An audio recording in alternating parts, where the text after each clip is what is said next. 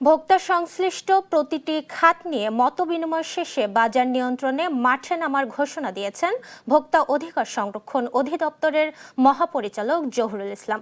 জানান, গণজরিমানা নয়, বাজার বিশ্লেষণ করে নিত্যপণ্যের দাম নিয়ন্ত্রণে আনা হবে। আর ব্যবসায়ীদের অভিযোগ, চাঁদাবাজি ও ফরিয়াদের দৌরত্বে বাড়ছে পণ্যের দাম।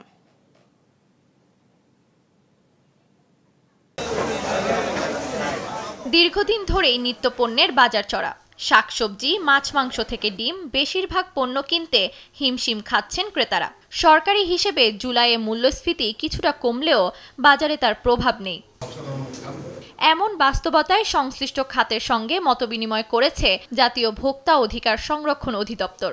ব্যবসায়ীদের অভিযোগ, চাঁদাবাজ ও ফরিয়াদদের কারণে বাড়ছে নিত্যপণ্যের দাম। দোকান মালিক সমিতির নেতৃবৃন্দের কাছে আমাদের বিনীত অনুরোধ থাকবে, আপনারা পণ্যের ক্রয়মূল্য ও ক্রয়মূল্যের মধ্যে একটি যৌক্তিক ও ন্যায়সঙ্গত ব্যবধান বজায় রাখবেন।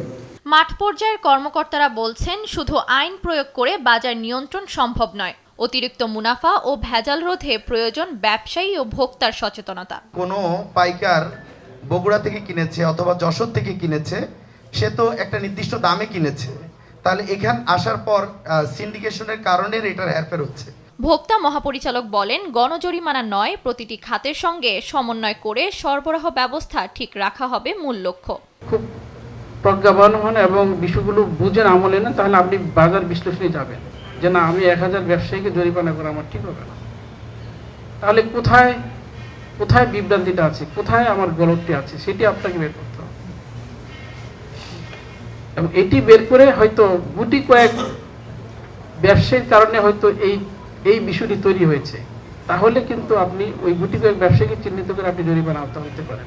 ব্যবসায়ী ভোক্তার সমন্বয়ে বাজারে কারসাজি ও অনিয়ম কমানো সম্ভব বলে মনে করে ভোক্তা অধিদপ্তর। তানিয়া আক্তার, দেশ টিভি, ঢাকা।